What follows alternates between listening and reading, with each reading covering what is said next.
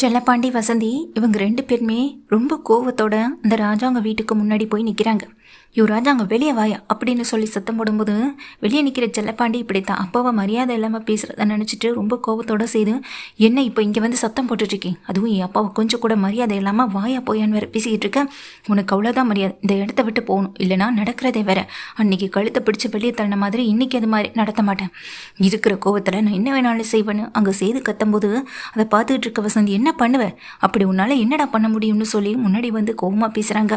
அங்கே இருக்க கருப்பும், அம்மா கொஞ்சம் அமைதியாக இருங்க, என்ன நடந்துச்சு, இப்போ ஏன் இப்படி இவ்வளோ கோவப்படுறீங்கன்னு சொல்ல, என்னமாம்மா இவங்க கிட்டேலாம் என்ன பேச்சு, இவங்க கிட்டேலாம் சமாதான பேச்சு பேசுகிறதுக்கு என்ன இருக்குது, இந்த இடத்த விட்டு இவங்க போகலன்னா அடுத்து நான் என்ன பண்ணுவேனே தெரியாதுன்னு செய்து கொள்ள வெறியில் நிற்கிறாங்க. அதை தான் நானும் சொல்கிறேன், இப்போ உன் அப்பா மட்டும் வெளியே வரல, நடக்கிறதே வேறன்னு இங்கே செல்லப்பாண்டியும் வசந்தியும் பேசிக்கிட்டு இருக்காங்க. என்ன நீங்கள் தப்பு பண்ணது உங்கள் பொண்ணு, ஆனால் இங்கே வந்து சத்தம் போட்டுட்ருக்கீங்க, என்ன அந்த தமிழ் பிரச்சனை பண்ண சொல்லி உங்களை அனுப்பி வச்சாலா அப்படின்னு சொல்ல, உனக்கு அவ்வளவுதான் மரியாதை, இந்த இடத்துல இந்த பேச்சை நீ பேசுகிறதுக்கான அருகதே உனக்கு இல்லை அப்படின்னு ஈஸ்வரியை பார்த்து திட்டுறாங்க. அன்னைக்கு சமாதான பேச்சு பேச வந்த போதும் இதே தான் சொல்லி என்னை இந்த வீட்டை விட்டு வெளியே அனுப்ப இங்கே முயற்சி பண்ணிங்க. இப்போ இங்கே வந்து நின்னாலும் அதுக்கு தான் தமிழ்ச்செல்வி காரணம்னு சொல்வீங்களா, எல்லாத்துக்கும் தமிழ் தமிழ் தமிழ்னு எல்லா பழியும் தூக்கி அவளையே போடணும் அப்படி தானேன்னு சொல்லிட்டு இங்கே செல்லப்பாண்டி கேட்குறாங்க. அதுக்கு அங்கே இருக்க ஈஸ்வரியோ, இங்கே பாரியா செய்து இவங்க யாரும் இங்கே இருக்கக்கூடாது, முதல்ல இந்த இடத்த விட்டு வெளியே அனுப்பு, இவங்க கூப்பிட்ட உடனே மாமா இங்கே கீழே இறங்கி வந்து இவங்களுக்கு மரியாதை கொடுத்து உபசரித்து வேற பேசணுமா என்ன அப்படின்னு சொல்ல, நாங்கள் யார் மரியாதையும் எதிர்பார்த்து வரல, அப்படியெல்லாம் எதிர்பார்த்துன்னா இந்த வீட்டு வாசலையும் மிதிச்சிருக்க மாட்டோமே, உங்ககிட்டேருந்து மரியாதை கிடைக்காதுன்னு தெரிஞ்சு இங்கே வந்து நிற்கிறதுக்கு காரணமே வேற அப்படின்னு செல்லப்பாண்டியும் வசந்தியும் பேசுகிறாங்க. அப்போ தான் கீழே இறங்கி இங்கே ராஜாங்கமும் வராங்க. ஐயா சேது என்னையா வெளியே சத்தமாக இருக்கேன்னு கேட்டுக்கிட்டே வெளியே வராங்க ராஜாங்கம். செல்லப்பாண்டி வசந்தி இவங்க 2 பேரையும் பார்த்ததும் அப்படியே திகச்சு போய் நிற்கவும் செய்கிறாங்க. அப்பா இவங்ககிட்டலாம் நீங்கள் எதுவும் பேச வேணாம், நீங்கள் முதல்ல உள்ளே போய் ரெஸ்ட் எடுங்கப்பா, இவங்களெல்லாம் பார்த்து பேசுகிற அளவுக்கு இவங்க ஒன்றும் பெரிய ஆளுங்களும் கிடையாதுன்னு சொல்ல, ஆமாம் நாங்கள் பெரிய ஆளுங்க கிடையாதா, ஆனால் எங்கள் வீட்டு பொண்ணு வேணும்னு சொல்லி எங்கள் வீட்டுக்கு வந்து படியேறி பொண்ணு கேட்டது நீங்கள் தானே அப்படின்னு செல்லப்பாண்டி சொல்ல, அதுதான் நான் வாழ்க்கையில் பண்ண மிகப்பெரிய தப்பு, அதை நினச்சி நான் இன்னமும் வருத்தப்பட்டுருக்கேன், நீங்கள் இருந்த இந்த குடும்பத்துக்கு நாங்கள் வந்து நின்னதே பெரிய தப்பு தான் அப்படின்னு சொல்லும்போது அதை கேட்ட இங்கே செல்லப்பாண்டி வசந்தியும், நீங்கள் வந்து கேட்டதும் என் பொண்ணை கொடுக்கணும்னு சொன்னல, அதுதான் நான் செஞ்ச பெரிய தப்பு, ஊரில் எவ்வளோ பெரிய குடும்பமாக இருந்தாலும் முதல்ல அந்த குடும்பத்தை பற்றி விசாரித்து என் பொண்ணை உங்கள் பையனுக்கு கல்யாணம் பண்ணி வச்சுருந்துருக்கணும், அப்படியெல்லாம் பண்ணாமல் பெரிய குடும்பம் என் பொண்ணை நல்லா பார்த்துப்பாங்கன்னு நினச்சி கல்யாணம் பண்ணி கொடுத்தேன்ல, ஒரு அப்பனா அந்த இடத்துல நான் தோற்று போய் தான் நின்னேன், இப்படிப்பட்ட இடத்துல என் பொண்ணை கட்டி கொடுத்ததை நினச்சி இப்போ வரைக்கும் நான் தான் அசிங்கப்பட்டு நிற்கிறேன்னு சொல்லிட்டு அங்கே செல்லப்பாண்டி சொல்ல, அதுக்கு வசந்தியோ, இப்போ எதுக்குங்க தேவையில்லாமல் அதை பற்றியெல்லாம் பேசிக்கிட்டு நம்ம பேச வந்த விஷயத்த பேசுவோம் அப்படின்னு சொல்ல, உங்களுக்கெல்லாம் இங்கே நின்று பேசுறதுக்கு கூட அருகதே இல்லை, முதல்ல இந்த இடத்த விட்டு வெளியே போங்கன்னு செல்லப்பாண்டியை பிடிச்சு தள்ளிவிட பார்க்கும்போது வசந்தி வந்து தடுத்து நிறுத்துறாங்க. இவர் மேலே கை வைக்கிறதுக்கு கூட உனக்கு எந்த தகுதியும் இல்லை அப்படின்னு வசந்தி சொல்ல, ஏண்டி இப்படி சத்தம் போட்டு சண்டை போட்டு ஏண்டி பிரச்சனை ஏற்படுத்திகிட்டே இருக்கீங்க, கொஞ்சம் அமைதியாக இருக்க மாட்டீங்களாடின்னு அப்பத்தான் சொல்ல, உங்கள் ஒரு முகத்துக்காக தான்மா நாங்கள் அமைதியாகவே இருக்கோம், இல்லைனா வந்த வேகத்துக்கு நாங்கள் நடந்துக்கிட்ட விதமே வேறு மாதிரி இருக்குன்னு வசந்தி சொல்கிறாங்க. இப்போ என்னதான் பிரச்சனை, இங்கே வந்து சத்தம் போடுற அளவுக்கு அப்படி என்னதான் நடந்துச்சு அப்படின்னு அங்கே ஈஸ்வரியும் கேட்க, என்ன நடக்கலை, நான் ஆசையாக பெற்று வளர்த்த என் பொண்ணு இப்போ இங்கே ஹாஸ்பிட்டலில் அட்மிட் ஆகி கிடக்குறான் அப்படின்னு சொல்லிட்டு இங்கே செல்லப்பாண்டி சொல்ல, இது கேட்டதுமே மொத்த பேரும் அப்படியே அதிர்ச்சியில் நிற்க, என்ன நாடகம் போடுறீங்களான்னு அங்கே செய்து கேட்குறாங்க. என் பொண்ணு உன்கிட்ட நாடகம் போட்டு என்ன ஆக போகுது, என் பொண்ணையே நீயே வந்து ஏற்றுக்கிட்டாலும் அவன் உன் கூட வாழ தயாராகவே இல்லை, அப்படிப்பட்ட ஒரு தீ இந்த வீட்டுக்கு வந்து வாழணுன்றதுக்காக எந்த நாடகத்தையும் நடத்தணுன்ற அவசியமும் இல்லை, என் பொண்ணு இப்படிப்பட்ட நிலைமையில் இருக்கிறதுக்கு காரணமே நீ தான், நீயும் உன் குடும்பமும் மட்டும்தான், உங்கள் யாரையும் சும்மா விடமாட்டேன், என் பொண்ணுக்கோ என் பொண்ணோட வயிற்றில் வளர்கிற குழந்தைக்கோ ஏதாவது ஒரு சின்ன பிரச்சனை வந்தாலும் உன்னையும் உன் குடும்பத்தையும் நான் சும்மாவே விடமாட்டேன்னு செல்லப்பாண்டி கத்துறாங்க. இதை கேட்டதும் இங்கே நின்றுட்டுருக்க ஈஸ்வரியும் சித்ராவும் அப்படியே அதிர்ச்சியிலையும் மகிழ்ச்சியிலையும் சந்தோஷத்துலையுமே இருக்காங்க. அப்போ கருப்பு கேட்குறாங்க செல்லப்பாண்டியை பார்த்து, முதல்ல என்ன விஷயம் நடந்ததுன்னு சொல்லுங்கள், ஏன் என்னாச்சு, தமிழுக்கு என்னாச்சு, எதுக்கு ஹாஸ்பிட்டலில் அட்மிட் ஆகிருக்காங்க அப்படின்னு அங்கே கருப்பு கேட்க, அதுக்கு வசந்தியோ, என் பொண்ணை இப்படிப்பட்ட நிலைமைக்கு நாங்களே சேர்ந்து தள்ளிட்டோமோ நினைக்கும் போதுதான் ரொம்ப வருத்தமாக இருக்குது, என் பொண்ணு மேலே 1000 கோவம் உங்களுக்கு இருக்கலாம், ஆனால் அதுக்காக ரோட்டில் நடந்து போன என் பொண்ணை கார் விட்டு ஆக்சிடென்ட் பண்ணிட்டு போயிட்டீங்கல்ல, கீழே விழுந்ததில் அவளுக்கும் அவள் உயிருக்கும் அவள் குழந்தையோட உயிருக்கும் இப்போ ஆபத்தில் துடிச்சிட்ருக்கு அப்படின்னு சொல்ல, இதை கேட்ட எங்கள் அப்பத்தாவோ அதிர்ச்சியில் என்னடி சொல்கிறேன்னு அழுகவும் ஆரம்பிக்கிறாங்க. ஆமாம் ஆமாம், இப்போ என் பொண்ணும் வயிற்றுல இருக்க பிள்ளையும் இப்போ ஆபத்தில் இருக்காங்க. இதுக்கெல்லாம் காரணமானது இதோ நிற்கிறானே இந்த சேது தானே. என் பொண்ணு மேலே துளி கூட அன்பு அக்கறை இல்லவே இல்லைனாலும் பரவாயில்ல, அவள் உண்டு அவள் வேலை உண்டு இருந்துகிட்டு இருக்கவளை இன்னைக்கு அவளை ஆக்சிடென்ட் பண்ணி கீழே படுக்க போட்ட இவனை நாங்கள் என்ன பண்ணுறதுன்னு சொல்ல, நான் தான் பண்ணேன்னு உங்களுக்கு என்ன ஆதாரம் இருக்குது? நான் இதை செய்யவே இல்லை அப்பா. எந்த நிலைமையிலையும் எப்படிப்பட்ட இடத்துலையும் நான் அப்படிப்பட்ட ஒரு காரியத்தை செய்யக்கூடியவனே இல்லை அப்படின்னு சொல்ல, ஆமாம், நீங்கள் வாயால் இப்போ சொல்கிற விஷயத்த மட்டும் நாங்கள் என்ன நம்பிடவா போகிறோம்? அன்றைக்கி தமிழ் தப்பே பண்ணலைன்னு தமிழும் இங்கே எவ்வளோ போராட்டம் பண்ணான். ஆனால் அதெல்லாம் நீங்கள் கேட்கக்கூட இல்லையே, நம்ப தயாராக இல்லையே. அன்றைக்கி அவள் தப்பே பண்ணலை.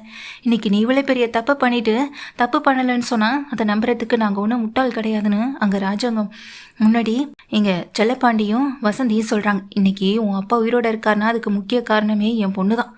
அது முதல்ல தெரியுமா அப்படின்னு சொல்லிட்டு கேட்க, இப்போது ஈஸ்வரி இப்படி பேசின உடனேயே ஈஸ்வரி செல்லப்பாண்டியை பார்த்து கேட்குறாங்க, பாத்தியல மாமா, உங்கள் உயிரை காப்பாற்றினதை அவள் பொண்ணு போட்ட பிச்சைன்னு இப்போ சொல்லி காட்டுறான்னு சொல்ல, அங்கே நிற்கிற வசந்தி பல்லான்னு ஒரு அரை ஈஸ்வரி கணத்தில் விட, இதில் உனக்கும் இந்த பிரச்சனைக்கும் எந்த சம்மந்தமும் இல்லை, ஒதுங்கி நிற்கிறதான் உனக்கு இருக்க ஒரே வழின்னு சொல்லி திட்டிட்டு இங்கே ராஜாங்கத்தையும் பார்க்குறேன். இங்கே பாருங்கள், உங்ககிட்ட ஒரு நியாயம் கேட்குறதுக்காக வரல. என் பொண்ணுக்கு ஏதாவது ஒன்று ஆச்சுன்னா இந்த குடும்பத்தோட நிலைமை என்ன ஆகணும் எச்சரிச்சுட்டு போகலான்னு தான் வந்தோம் அப்படின்னு சொல்கிறாங்க. செல்லப்பாண்டி வசந்தி கிளம்ப போகிற அந்த நேரத்திலேயே செல்லப்பாண்டி சொல்கிறாங்க, எங்கே இருந்தாலும் என் மாமா தப்பு பண்ணியிருக்க மாட்டான்னு நினச்சேன். என் பொண்ணு எங்கே?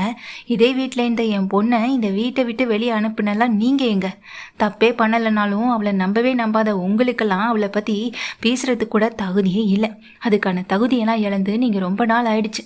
தகுதியை பற்றும் தராதரத்தை பற்றி பேசுகிறதுக்கு உங்களுக்கெல்லாம் கொஞ்சம் கூட அருகதையும் இல்லை. இந்த வீட்டு வாசலில் நிற்கிறதுக்கு எங்களுக்கு தான் எங்கள் கால் கூசுது. முதல்ல வீட்டுக்கு போனதும் தலையில் தண்ணி எடுத்து ஊற்றிட்டு தான் வசந்தி நம்ம உள்ளே போனோம் அப்படின்னு சொல்லிட்டு வசந்தியை கூட்டிகிட்டு செல்லப்பாண்டி கிளம்பி போக, என்னையா செய்து அந்த தமிழ் ஏதோ ஆக்சிடென்ட் ஆகிட்டு ஹாஸ்பிட்டலில் அட்மிட் ஆயிருக்கான்லாம் சொல்கிறாங்க. எனக்கு ரொம்ப பயமாக இருக்குன்னு அப்பத்தான் ஒரு பக்கம் பதட்டப்பட, கருப்பு ஒரு பக்கம் இந்த விஷயத்த கன்ஃபார்ம் பண்ணிக்கிறாங்க தனத்துக்கு ஃபோன் பண்ணி. ஆமாம் மாப்பிள்ள, இப்போ தான் நான் தனத்துக்கு ஃபோன் பண்ணி கேட்டேன். தனமும் அதே தான் சொல்லிச்சு. இப்போது தமிழ்ச்செல்வி ஹாஸ்பிட்டலில் தான் அட்மிட் ஆயிருக்கலாம். அதுவும் தனம் தான் இங்கே பக்கத்தில் இருந்து பார்த்துட்ருக்கான். பாவையும் அந்த பிள்ளைய யார் அப்படி பண்ணியிருப்பான்னு சொல்லிட்டு இங்கே தமிழை பற்றி பேசிக்கிட்டு இருக்காங்க கருப்பம். மாமா, இந்த விஷயத்தில் நான் தப்பு பண்ணலை, நான் தப்பு பண்ணவே இல்லை, அதுக்கான தண்டனையை நான் அனுபவிக்கணுன்ற அவசியமும் இல்லை அப்படின்னு சொல்லிட்டு, அப்பா நீங்கள் வீட்டில் இருங்க, நான் வெளியே போயிட்டு வரேன்னு சொல்ல, எங்கே செய்தி கிளம்பிட்டேன்னு ஈஸ்வரி கேட்க, இருங்க சின்னம்மா வந்துடுறேன்னு சொல்லிட்டு வேகமாக போகிறாங்க. எங்கடி இவன் இப்போ இந்த நேரத்தில் எங்கே கிளம்பி போகிறான் அப்படின்னு நினச்சிட்டு ஈஸ்வரியும் சித்ராவும் பதட்டத்தோடு பார்த்துட்ருக்காங்க. இங்கே செய்தி சிசிடிவி ஃபுட்டேஜ் அப்படி இப்படின்னு சில விஷயங்களை அங்கே இருக்கிறவங்க மூலமாக பார்க்கவும் செய்ய, தமிழை ஒரு கார் இடிச்சிட்டு போகிறது எல்லாமே உண்மைதான். தமிழ் அந்த இடத்துல இந்த ஹாஸ்பிட்டலுக்கு அட்மிட் பண்ணுறதுக்காக தூக்கிட்டு போகிறதும் உண்மைதான். இதை பார்த்த சேதுவுக்கு கொஞ்சம் கண்ணெல்லாம் கலங்க தான் செய்யுது. ஆனாலும் அவன் மேலே இருக்க கோவம் அதை தடுக்கவும் செய்யுது. அடுத்து இங்கே சேது அதை யார் பண்ணியிருப்பா எதுக்காக பண்ணியிருப்பான்னு தெரியலேன்னு குழப்பத்தில் இருக்கும்போது தான் தமிழ்ச்செல்வியுடைய அந்த காலேஜ் மேடம் கிட்டேருந்து ஃபோன் வருது. தமிழ் இந்த மாதிரி ஹாஸ்பிட்டலில் அட்மிட் ஆயிருக்கான்னு சொல்லி கேள்விப்பட்டேன்.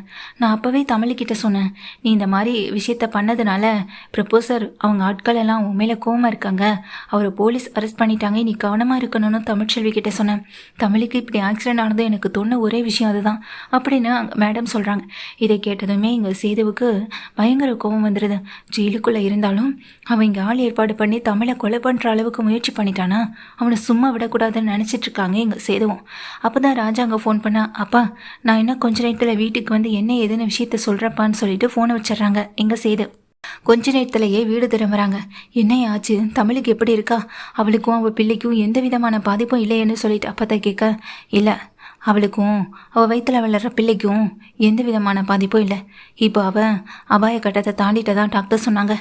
நீ மருத்துவமனைக்கு போனியா அப்படின்னு அங்கே கேட்கவும் செய்கிறாங்க அப்பத்தாவும். ஆமாம், கொஞ்ச நேரத்துக்கு முன்னாடி எப்படி இருக்கான்னு பார்க்குறதுக்காக தான் போனேன். அங்கே டாக்டர்கிட்ட கேட்டு விசாரிச்சுட்டு தான் வந்திருக்கேன்னு சொல்ல, நீ எதுக்கு செய்து அங்கெல்லாம் போகணும், அவள் எப்படியே போகட்டும்னு விட வேண்டியதுனே. ஏன் உங்கள் அப்பாவை இங்கே கொலை பண்ணிட்டாங்க அப்படி இப்படின்னு சொல்லிட்டு ஜெயிலில் போடுறதுக்கு இங்கே தயாராக தானே இருந்தாங்க. அப்போ வரைக்கும் அவள் உண்டு அவள் காலேஜ் உண்டு போயிட்டு தானே இருந்தா. அப்படிப்பட்டவளுக்கு என்ன ஆனால் நமக்கு என்ன, அதெல்லாம் நினச்சி நீ எதுக்கு கவலைப்படணும் அப்படின்னு சொல்லும்போதே இங்கே தமிழ்ச்செல்விக்காக வந்துட்டு போலீஸே வந்து நிற்கிறாங்க. ஏன் சேது போலீஸ் இருக்கே நம்ம வீட்டுக்கு வந்திருக்காங்கன்னு சொல்லி கேட்க, அப்பதான் நானும் விஷயத்த சொல்கிறேன்னு சொல்லிட்டு இருக்கேன். இங்கே ஈஸ்வரி சித்ரான்னு 2 பேருமே பயந்து போயிட்டு பார்த்துட்டு இருக்காங்க.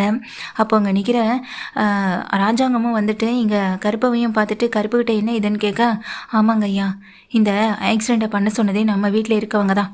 இங்கே வசந்தியும் அவங்க அப்பா செல்லப்பாண்டியும் அவங்க அம்மாவும் வந்து இங்கே கேள்வி கேட்டுட்டு போனதில் எந்த தப்பும் இல்லை. அவங்க கோவத்தில் ஒரு நியாயமான கோவம் இருக்க தானே செய்து அப்படின்னு சொல்ல, என்னையா சொல்கிற அப்படின்னு அதிர்ச்சியில் இங்கே கேட்குறாங்க ராஜாங்க கேட்ட உடனேயே அதுக்கு இங்கே சேதுவும் போலீஸ்கிட்ட கண்ணை காட்ட, போலீஸ் அங்கே நின்றுட்டுருக்க ஈஸ்வரி சித்ரான்னு 2 பேருமே போய் இங்கே கையும் களவுமா பிடிக்க, என்னையா செய்து இவங்க 2 பேரும் எதுக்கு ஏன் போலீஸ் அரெஸ்ட் பண்ண வந்தாங்க அப்படின்னு சொல்லி கேட்குறாங்க.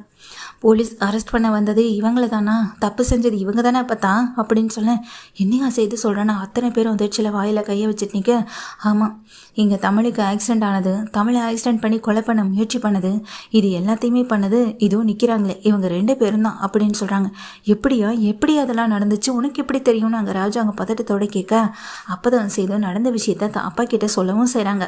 அப்போ தான் இங்கே ராஜாங்கத்துக்கிட்ட சேது சொல்கிற விஷயம் எல்லாருக்கும் அதிர்ச்சியை கொடுக்குது. அதாவது தமிழை இங்கே ஆக்சிடெண்ட் பண்ணது யாருன்னு அவங்க கார் மூலமாக கண்டுபிடிக்கிறதுக்காக போகும்போதான் அதனுடைய டிரைவரும் காரும் சேர்ந்து இங்கே சேதுவுக்கு வந்துட்டு சிக்கவும் செய்கிறாங்க. அதை பண்ண சொன்னது எல்லாமே நீதிமான் அப்படின்னு சொன்னாலும், நீதிமான் இப்போ ஜெயிலுக்குள்ளே இருக்கும்போது இப்படிப்பட்ட ஒரு விஷயத்தை எதுக்காக செய்ய சொல்லணும்? நீதிமான் தான் இதெல்லாம் செய்ய சொன்னதானே அவனை அடித்து விசாரிக்கும் போது தான் நீதிமானுக்கு தேவைப்பட்ட ஒரு ஆள் இங்கே வெளியே இருக்காங்க, அவங்க மூலமாக தான் இதெல்லாம் செய்ய சொன்னாங்கன்னு அந்த ஆள் அடிக்கிற அடியில் வழி தாங்க முடியாமல் உண்மையை ஒத்துக்கவும் செய்கிறாங்க. அப்படி யாரும் உனக்கு இதெல்லாம் செய்ய சொன்னதுன்னு சொல்லிட்டு எங்கள் செய்தி கேட்க, அது வந்து அப்படின்னு இங்கே தயங்கியபடி நிற்கும்போது தான் ஈஸ்வரியுடைய ஃபோன் நம்பரையும் எடுத்து கொடுக்குறாங்க. அப்போ தான் ஈஸ்வரி வந்து வீட்டில் இருக்க அந்த சமயத்தில் ஒரு ஃபோன் கால் வரும். ஆனால் சேது இங்கே ஃபோன் பண்ணிவிட்டு ஹலோன்னு எதுவுமே பேசாமல் தான் இருந்திருப்பாரு. ஹலோ யார் பேசுகிறதுன்னு இங்கே உட்காந்துட்டு ஈஸ்வரி பேசிகிட்டு இருந்திருப்பாங்க. ஆனால் சேது ஃபோனை கட் பண்ணிடுவாங்க. சின்னமாக தான் இதுக்கெல்லாம் காரணன்ற உண்மையை தெரிஞ்சுக்கிட்டு தான் சேது இப்படிப்பட்ட ஒரு விஷயத்தை வந்துட்டு பண்ணவும் செஞ்சுருப்பாங்க. போலீஸோடு வந்து அரெஸ்ட் பண்ண வைக்கிறது மட்டும் இல்லாமல் தமிழை கொலை பண்ணுற அளவுக்கு இவங்களுக்கு என்ன மோட்டிவ் இருக்குது? அதுவும் உள்ளே இருக்க நீதிமானுக்கு இவங்க எதுக்காக உதவி பண்ணணும்? அந்த நீதிமானும் தாமஸும் சேர்ந்து தான் எங்கள் அப்பாவை ஜெயிலுக்குள்ளே வைக்கணும்னு ஒரு முடிவு எடுத்தது. அப்படிப்பட்ட அந்த நீதிமான் கூட எங்கள் சின்னம்மாவுக்கு என்ன பழக்கம் இருக்குது? இது எல்லாத்தையும் எப்படி கண்டுபிடிப்பீங்களோ தெரியாது. ஆனால் உண்மை என்னென்னு எங்கள் குடும்பத்தில் இருக்க எல்லாருக்குமே தெரிய வரணும்னு சொல்லிட்டு போலீஸ்கிட்ட கம்ப்ளைண்ட் கொடுத்துருவாங்க. தரதரன்னு எங்கள் ஈஸ்வரி சித்ரா 2 பேருமே கூட்டிகிட்டு போக 2 பேருமே கத்தி ரொம்பவும் அழுகவும் செய்கிறாங்க. ஆனாலும் இங்கே தமிழ்ச்செல்வியை காப்பாற்றியாச்சு. ஆனால் தமிழ்ச்செல்வியை கொலை பண்ணுற முயற்சி பண்ணுற அளவுக்கு நீதிமானுக்கும் ஈஸ்வரிக்கும் என்ன தொடர்பு இருக்குது அப்படின்றத தெரிஞ்சுக்கணுன்றதுக்காக இங்கே சேது வந்துட்டு போலீஸ் மூலமாக அந்த விஷயத்தை கண்டுபிடிக்கவும் செய்கிறாங்க.